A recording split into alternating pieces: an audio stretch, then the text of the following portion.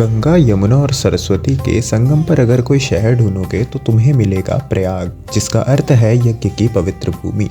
यहाँ हर वर्ष माघ मेला, तीसरे एवं छठे वर्ष अर्ध कुंभ एवं प्रत्येक 12 वर्षों में महाकुंभ का बहुत ही भव्य आयोजन देखने को मिलता है। संगम किनारे शांत वातावरण में कुछ देर बिताने के बाद हमें अब पता चलता है कि प्रयागराज में श्री बड़े हनुमान जी के दर्शन का कितना ज़्यादा महत्व है। इसलिए हम भी उनके दर्शन को बड़े ही अच्छे तरीके से प्राप्त करते हैं। प्रयाग हिंदुओं का सबसे बड़ा तीर्थ है। प्रयाग की धरती देवी देवताओं के प्राचीन मंदिरों से सजी है। हर मंदिर आस्था, तपस्या और इतिहास की कहानी कहता है। यहाँ स्थापित हनुमान मंदिर और शिवालय सदियों से श्रद्धालुओं की आस्था का केंद्र रहे हैं। प्रयाग के मंदिर केवल पूजा स्थल नहीं बल्कि सनातन परंपरा की जीवित पहचान है। हमारी इस प्रयागराज की जर्नी का अगला स्टेप था आनंद भवन। कुछ जगहें समय के साथ पुरानी नहीं होती बल्कि इतिहास बन जाती हैं। प्रयाग का आनंद भवन, जहां हर दीवार, हर गलियारा भारत के स्वतंत्रता संग्राम की कहानी कहता है।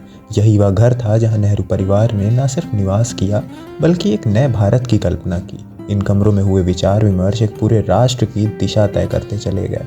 आज आनंद भवन एक संग्रहालय है, लेकिन इसकी खामोशी में संघर्ष, त्याग और नेतृत्व की गूंज आज भी सुनाई देती है।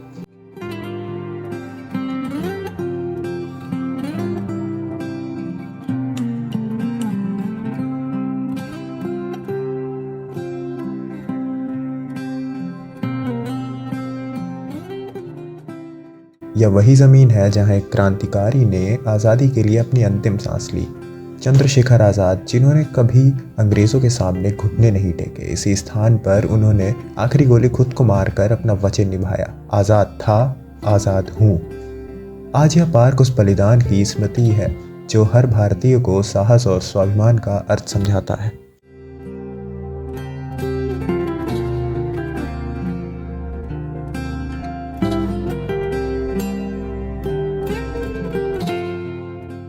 प्रयागराज की गलियों में एक ऐसी जगह है जहां आके सब कुछ थोड़ा शांत हो जाता है। Saint cathedral church. ये चर्च एक पुरानी और खूबसूरत इमारत है जिसमें धार्मिक और हिस्टोरिकल दोनों तरह की अहमियत है। इसका निर्माण 1871 में हुआ था और ये प्रयागराज की सबसे पुरानी और बड़ी चर्चेस में से एक है। चर्च की आर्किटेक्चर काफ़ी इंप्रेसिव है, गॉथिक स्टाइल में बना है, जिसमें हाई स्पायर्स, पॉइंटेड आर्चेस और स्टेन्ड ग्लास विंडोज़ देखे जा सकते हैं। प्रयागराज की एक और शानदार जगह है जो हिस्ट्री और खूबसूरती का एक परफेक्ट ब्लेंड है, खुसरो बाग। ये एक ऐसी जगह है जहाँ आके आपको पुरानी कहानियों का एहसास होता है और हर कोने में एक अलग सी शांति मिलती है।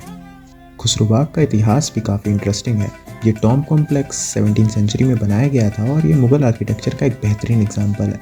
इसके अंदर कई सारे टॉम्स हैं, लेकिन इनमें सबसे मशहूर है सुल्तान खुसरो का मकबरा। सुल्तान खुसरो मुग़ल एम्परर जहांगीर का बेटा था और ये मकबरा उनकी याद में बनाया गया था।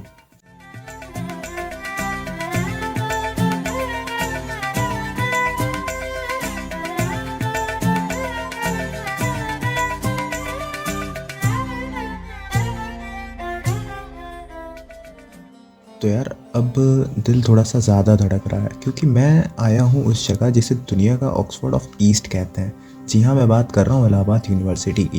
और पता है ख़ास बात क्या है? ये सिर्फ एक यूनिवर्सिटी नहीं है, मेरा होम ग्राउंड है। मैंने भी अपनी पढ़ाई यहीं से पूरी की है। यहाँ की हवा में ही कुछ अलग बात है। वो सीनेट हॉल की घड़ी, वो स्टूडेंट्स यूनियन की गर्मा गर्म बातें और दोस्तों के साथ संगम की चुस्कियाँ। इलाहाबाद यूनिवर्सिटी सिर्फ डिग्री नहीं देती बल्कि जीने का एक अलग अंदाज देती है। यहाँ के हर एक पत्थर में हिस्ट्री बसी है। सोचो ज़रा, कितने बड़े बड़े नेता, कवि और ब्यूरोक्रेट्स इसी रास्ते से गुजरे होंगे आज मैं जहाँ पे खड़ा हूँ। पढ़ाई तो होती ही है, पर यहाँ की सियासत और तहजीब जो सिखाती है ना, वो किसी भी किताब में नहीं मिलती।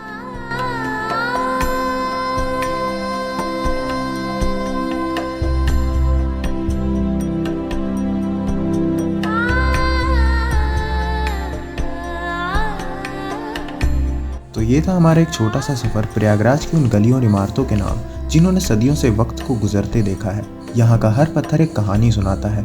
कहीं आज़ादी की लड़ाई का जोश है तो कहीं ज्ञान और आध्यात्म का सुकून। अगर आपके पास भी प्रयागराज से रिलेटेड कोई किस्सा है तो उसे कमेंट में ज़रूर बताएं और ऐसे ही वीडियोस को देखने के लिए हमारे चैनल को सब्सक्राइब ज़रूर कर दें। तो मिलते हैं किसी नेक्स्ट वीडियो में, तब तक के लिए बाय बाय।